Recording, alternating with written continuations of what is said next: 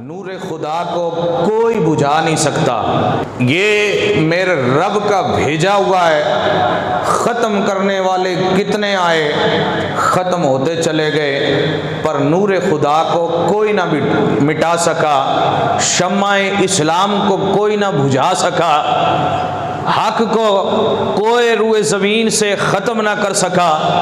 لیکن میں نے عرض کیا اس کو ختم کرنے کی سازشیں ہوتی رہی، پروپیگنڈے ہوتے رہے، اس کو مٹانے کی مکمل تدبیریں بنائی گئیں، لیکن تدبیر بنانے والے چلے گئے، لیکن کوئی اسلام کا کچھ نہ بگاڑ سکا۔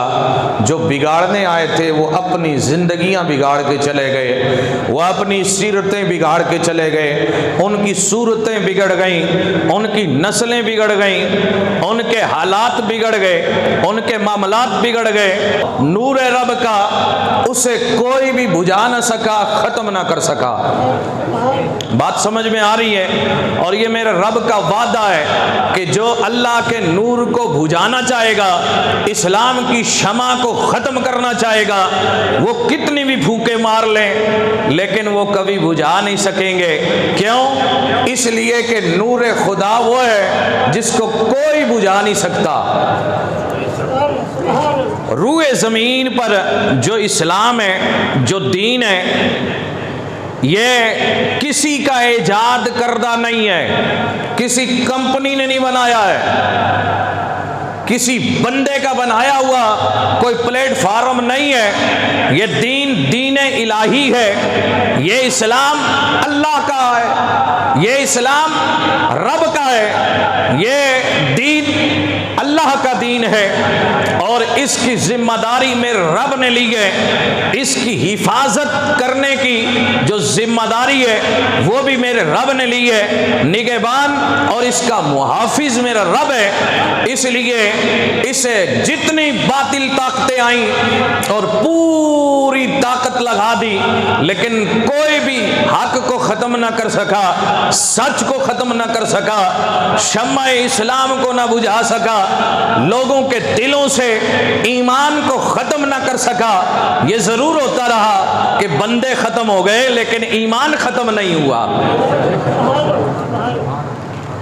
تو حق و باطل کے مار کے، نور و ظلمت کی جنگیں اور کفر و ایمان کے بڑے بڑے میدان برپا ہوئے۔ عنوان جو تھا وہی رہا، موضوع جو تھا وہی رہا، سچ سچ رہا، حق حق رہا، باطل باطل رہا۔ جس محاذ پر بھی باطل حق سے ٹکرایا، ہمیشہ آدم علیہ السلام سے لے کے این دم تک باطل ہمیشہ مٹتا رہا، ذلیل و رسوا ہوتا رہا، اور اسے شکست فاش ملتی رہی، ذلت اور رسوائی ملتی رہی۔ اور جس میدان میں بھی حق آیا، سچ آیا، اسے پروان ملتی رہی، اسے زندگی ملتی رہی، اسے کامیابی ملتی رہی، اسے فتح ملتی رہی۔ نصرت اور فتح کا جو تاج ہے وہ ہمیشہ حق اور سچائی کے ساتھ رہا ہے۔ دشمن طاقت آتی رہی، چلتی رہی، زمانہ بیت جائے گا، سینکڑوں کروڑوں بس گزر جائیں گے، لیکن سنیے، حق بھی رہے گا، باطل بھی رہے گا، رات بھی رہے گی، دن بھی رہے گا۔ یہ کوئی ایک نہیں ہو سکتے ہیں، اور دونوں کو ایک سمجھنے والا سمجھ لو کہ ادھر سے پار ہے۔ محبت سے ذرا سبحان اللہ کہیے۔ اللہ اکبر۔ طاقتیں آتی رہی، معاملے بنتے رہے۔ میں نے عرض کیا حق و باطل کے مار کے ظلم و تشدد کے معاملے ہوتے رہے، لیکن ہمیشہ ہر میدان میں حق حق رہا گئے، سچ سچ رہا گئے، نور نور رہا گئے، انصاف انصاف رہا گئے۔ ہر میدان میں ظالم طاقتوں کو مٹنا پڑا گئے۔ میرے نبی مکرم نے 63 سالہ زندگی گزاری، 63 سالہ میرے نبی مکرم کی زندگی گزری، جس میں سے 23 سال تک میرے نبی مکرم نے اسلام کی حقانیت کو، پرچم اسلام کی شان کو اللہ پاک کی وحدانیت و الوہیت کے بیان کو لوگوں کے دلوں میں اتارا۔ 23 سال تک میرے نبی مکرم نے واعظ و تبلیغ فرمائی، محنت کی۔ میرے نبی مکرم نے دشمنوں کے سامنے بڑی تکلیف و اذیت برداشت کی، ظالم طاقتیں آتی رہی ہر میدان میں، ہر محاذ پر۔ میرے نبی مکرم نے ہمیشہ ہر میدان میں ڈٹ کے فرمایا، لوگوں باطل طاقت آئے گی، بدر میں آئے گی تو مٹ جائے گی، خندق میں آئے گی تو مٹ جائے گی، احد میں آئے گی تو مٹے گی، خیبر میں آئے گی تو مٹے گی۔ ہمیشہ میرے نبی کے زمانے میں دور رسالت میں جتنی طاقت جہاں بھی آئی ہے مٹتی نظر آئی ہے، وہ تمام غزوات ہو، وہ تمام معاملات ہو۔ لیکن سنیے، ادھر میرے نبی مکرم دنیا سے تشریف لے گئے، ادھر ابو جہل میرے نبی کے خلاف بکنے والا، ظالم پرچم اٹھانے والا، وہ ذلت و رسوائی سے مر جاتا ہے۔ لیکن سنو، اس کا پیغام مرتا نہیں ہے، ظلم کا پرچم ختم نہیں ہوتا ہے۔ رب فرماتا قل جاء الحق وزاق الباطل ان الباطل کان زہوقا، حق آتا ہے باطل مٹتا ہے، لیکن یہ اس وقت مٹ جاتا ہے، دوبارہ دوسری صورت میں وہی پیغام لے کے کھڑا ہو جاتا ہے۔ ادھر میرے نبی مکرم کی ذات مبارکہ، ادھر میرے نبی مکرم کی ذات مبارکہ پرچم اسلام لے کے میرے نبی جس میدان میں آئے، ظالم طاقتیں مٹتی نظر آئیں، میرے نبی مکرم کا پرچم اسلام بلند ہوتا نظر آیا ہے۔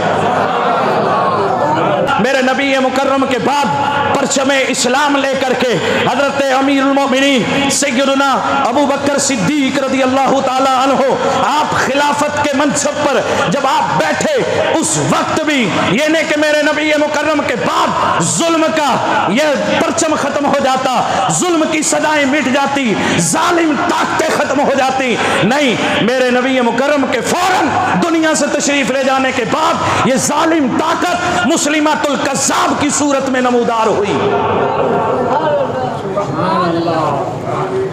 اللہ اکبر۔ میرے نبی مکرم کے بعد حضرت ابو بکر صدیق رضی اللہ تعالی عنہ کے دور میں مسلمات القذاب فوراً میرے نبی مکرم کے وفات ظاہری کے بعد کھڑے ہو کے اعلان کرتا گئے، اوے میں نبی ہوں۔ معاذ اللہ، مسلمات القذاب نے دعویٰ نبوت کا کر دیا، میں نبی ہوں۔ حضرت ابو بکر صدیق نے فرمایا، اوے لعنتی، میرے نبی نے خود فرمایا گئے لا نبی بعدی، میرے بعد کوئی نبی نہیں ہوگا۔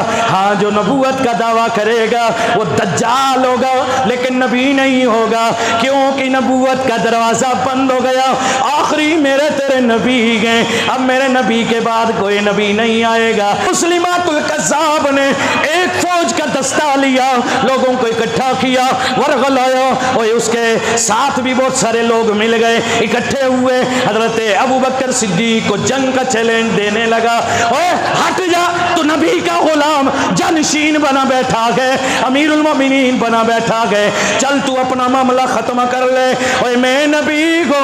حضرت ابو بکر صدیق نے فرمایا اگر تو نبی ہے تو اللہ تیری مدد کرے گا، اگر تو نبی ہے اللہ تیری مدد کرے گا اور مجھے ذلت و رسوائی دے گا۔ حضرت ابو بکر صدیق نے بھی ادھر سے مقابلے میں ایک لشکر جرار تیار کیا، آپ نے اس لشکر کا امیر سپہ سالار حضرت خالد بن ولید کو بنا دیا ہے۔ اللہ اکبر۔ حضرت خالد بن ولید اس لشکر کے سربراہ بن گئے، ادھر جنگ ٹھن گئی، اوے مدینے کے حدود پر، مدینے کے قرب و جوار پر یہ جنگ ٹھن گئی، ادھر مقابلہ آرائی ہوئی، اور ادھر مسلمات القذاب کے بڑے بڑے نڈر پہلوان مارے گئے، بڑی ذلت و رسوائی ہوئی، یہ اپنے گھوڑے پہ سوار ہے، اپنے لشکر کے درمیان میں بیٹھا ہوا گئے اور ایک گھوڑے پہ بیٹھا ہوا گئے، بڑی مستی سے جنگ کو دیکھ رہا گئے۔ اللہ اکبر، حضرت خالد بن ولید کے لشکر میں بنائے لشکر میں جو سپاہی موجود تھے انہی میں حضرت وحشی بھی موجود تھے۔ یہ میرے نبی کے غلام ہیں، لیکن جنگ احد میں دشمنوں کے ساتھ آئے تھے، ابھی ایمان نہیں لائے تھے۔ میرے نبی کے چچا حضرت سیدنا حضرت امیر حمزہ رضی اللہ تعالی عنہ کو اسی نے شہید کیا تھا۔ اس کے دل میں خیال آیا، اے احد میں نے نبی مکرم کے چچا کو شہید کیا ہے، اس کی وجہ سے میں نے نبیوں کے امام کے دل کو بڑا صدمہ پہنچایا ہے، اللہ کے نبی کے دل میں بڑا صدمہ ہوا ہے۔ آج موقع بڑا اچھا ہے کہ انہیں میں اپنے نبی کو راضی کر ڈالوں۔ مسلمات الکذاب کے مقابلے میں حضرت وحشی آگے نکلے، سوچا کیوں نہ میں انتقام لے لوں۔ وہ جو میرے ہاتھ سے خیر الناس ایک بہترین آدمی نبی پاک کے چچا میرے ہاتھ سے شہید ہو گئے تھے، اس وقت معاملہ کچھ اور تھا، آج میں حضور کا غلام ہوں، چلو چلو آج نبی پاک کے دل کو خوش کیوں نہ کر لیا جائے۔ میں شر الناس، سب سے بڑا خبیث بدترین آدمی مسلمات الکذاب کا قصہ کیوں نہ تمام کر ڈالوں۔ اس نے ہاتھ میں نیزہ لیا، آگے بڑھا اور دشمنوں کے ساتھ ادھر بھگدڑ مچی ہوئی ہے، ادھر میدان میں بڑی آہوزاری ہے اور بھگدڑ مچی ہوئی ہے۔ اس نے چھلانگ لگائی، آگے بڑھا، مسلمات الکذاب جس گھوڑے پہ سوار تھا اس نے جو کھینچ کے نیزہ مارا اور اس کے ناف سے نیزہ لگا، ادھر سے کمر کو کاٹتے ہوئے نیزہ پار ہو گیا اور دشمن ذلیل ہو گیا، میرے نبی کے حق والا پرچم بلند ہو گیا ہے۔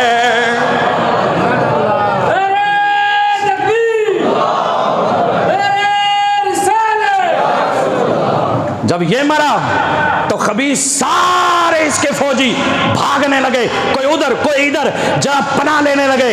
ادھر جو میرے نبی کے غلام تھے نا، حضرت ابوبکر صدیق کے بھیجے ہوئے حضور کے سچے غلام تھے، حقانیت کا پرچم لے کے جو گئے تھے، خالد بن ولید نے حکم دیا، اوے ان چوہوں اور گیدڑوں کو پکڑ پکڑ کے مارو، اور جو بھاگ رہے ہیں انہیں مارو، جو کھڑے ہیں گرفتار کرو۔ گرفتار کر کے نبی کے غلام حضرت ابوبکر صدیق کے پاس لایا گیا، انہیں گرفتار کر کے پھر میرے نبی کے غلام ابوبکر صدیق نے جو انہیں پیغام دیا، تو حضرات گرامی بے شمار نبوت کے اس جھوٹے دعوے دار مسلمات الکذاب کے بہکاوے میں آنے والوں نے دامن اسلام میں آ کے گوش اسلام میں کلمہ پڑھ کے حضور کی غلامی کا اعلان کر دیا۔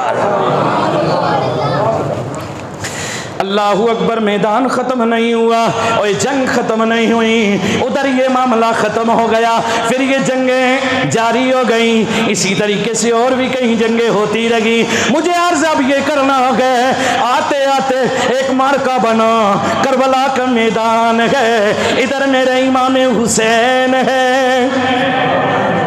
82 آدمی قافلے میں مشتمل ہیں، اور جن میں بچیاں بھی ہیں، چھوٹے بچے بھی ہیں، ان میں ساتھی اور رفقا بھی ہیں، ان میں اور میرے امام حسین کے گھر والے بھی ہیں۔ یہ 82 افراد پر، مرد و خواتین پر قافلہ مشتمل ہے۔ ادھر 22,000 کا لشکر گئے۔ داستان آپ نے سنی ہے، واقعہ اور فلسفہ تاریخ آپ نے سنی ہوگی، پڑھی ہوگی، لیکن مجھے بتانا یہ ہے زمین کربلا سے یہ ثابت ہو گیا ہے وقتی طور میرے امام حسین سے بیعت کا مطالبہ ہوا، میرے امام حسین نے فرمایا ہرگز نہیں نہیں، اور کہا حسین اگر تم نہ کرو گے تمہارے بچے یہاں تلواروں اور تیروں اور نیزوں کے وار سے نشانے بنائے جائیں گے، بے دردی سے زمین کربلا پہ شہید کیے جائیں گے، تمہاری اولادیں کٹ جائیں گی، تمہارا خاندان ختم ہو جائے گا۔ میرے امام حسین نے فرمایا مجھے یہ تو قبول ہے کہ میرے بیٹے کٹ جائیں گے، یہ ایک منظور نہیں ہے کہ قرآن کے حروف کٹ جائیں، مجھے یہ تو منظور بھی تو میں صبر کر لوں گا، میرے بھتیجے مارے جائیں، میرے جوان بیٹے، میرے 6 ماہ کا علی اصغر، اے میرے رفقا، میرے ساتھی، میرے گھر والے اگر کٹ جائیں، شہید ہو جائیں، میں اپنی جان کا نذرانہ بھی دے سکتا ہوں، لیکن میں محمد رسول اللہ کے پرچم اسلام پہ کوئی آنچ نہیں آنے دوں گا۔ اے میرے حسین شہید ہو گئے، لیکن شہیدوں کو اللہ نے زندگی دے دی گئے۔ اوے جو اس وقت جیت کا اعلان کر رہے تھے قیامت تک مر گئے، اور جو شہید ہوئے آج بھی زندہ